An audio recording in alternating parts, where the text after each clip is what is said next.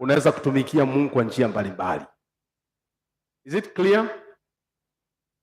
But not only you have your food and then plant seed.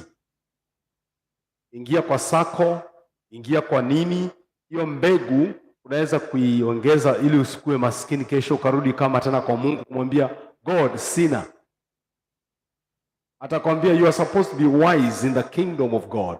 I gave you a lot, you squandered it.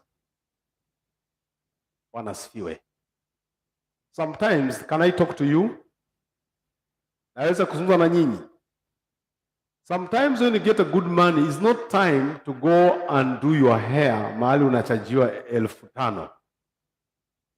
Ati kwa sababu umepata pesa, watajua nimepata pesa. Hii kusonga songa hivi ya laini wameniona nayo sana, wacha wajue nimebarikiwa. Wacha wajue na kununua viatu ya 10,000 na nguo zingine za ajabu zinatoka Turkey, dress moja 10,000, 15,000, 20. You might not know unatumia pesa za mbegu. Hapa sizungumzii mbegu ya kanisa, nazungumzia mbegu ya kuongeza, kuzidisha. Mbegu ya kufungua duka under direction of God na uende pale, ile pesa ilikuwa 100,000 ikuwe 500,000 within a few months. Now, unaona mahali tunakosea katika hatima yetu ya kiuchumi ni wakati hatudivide hizo vitu. Unakuta mtu amebarikiwa anakula mpaka tithe. Anakula tithe. Alafu maisha inakuwa tight. Ambia jirani yako kula tight, maisha inakuwa tight. Si wale inakuwa tight, si kila mmoja ameshaona tightness. Yaani bali umebanwa, unaomba mkopo, kulipa mkopo. And you are borrowing. So unaona mara nyingine ukipata pesa mara fuliza. You know me, I told God I don't want this fuliza thing. Hata siku moja waliniambia imekatwa na fuliza, nikasema hii fuliza nani ameweka ndani hapa? Nikafuatilia, nikiuliza watu wangu, kila mmoja si mimi, kaachana naye. Haijarudi tena fuliza. Wangapi mnapata shida na fuliza?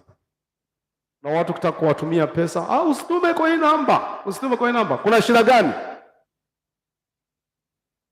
Hebu mwambie Bwana, nyosha mkono wako kwa imani, mwambie nitatoa tithe yangu na sitakuwa kwa fuliza. When did you pay your tithe? Tithe, you're not helping church. It is part of your destiny. It is a pathway. Ni njia moja inakufanya ukingwe na vita vya adui. Hallelujah. Did you know some of us nakula tithe kadogo tu, ka tithe ka 3,000. Na inakuzuia usianze kupata malaki. Na miaka inaenda. Ambia jirani yako miaka inaenda. Ukizunguka hapo na tithe hapo, miaka inaenda. Angalia umeanza kuzeeka. Angalia mvi zimeanza kuja kwa lati, unazeeka. Enda uangalie mashavu yako.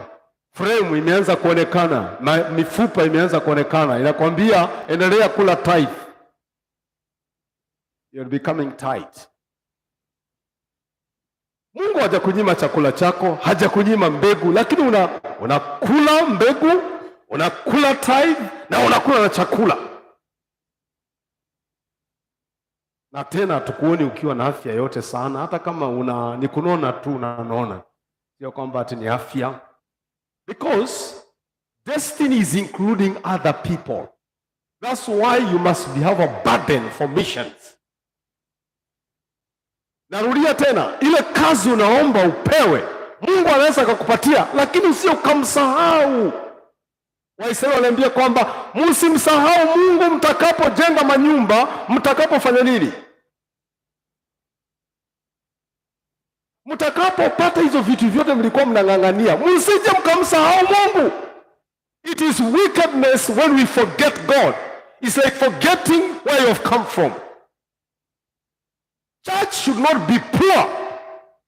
Kanisa litaki kuwa maskini. There's an error in destiny. Kuna tatizo katika destiny. Tumeamini mawazo yetu na akili zetu zaidi ya maandiko matakatifu.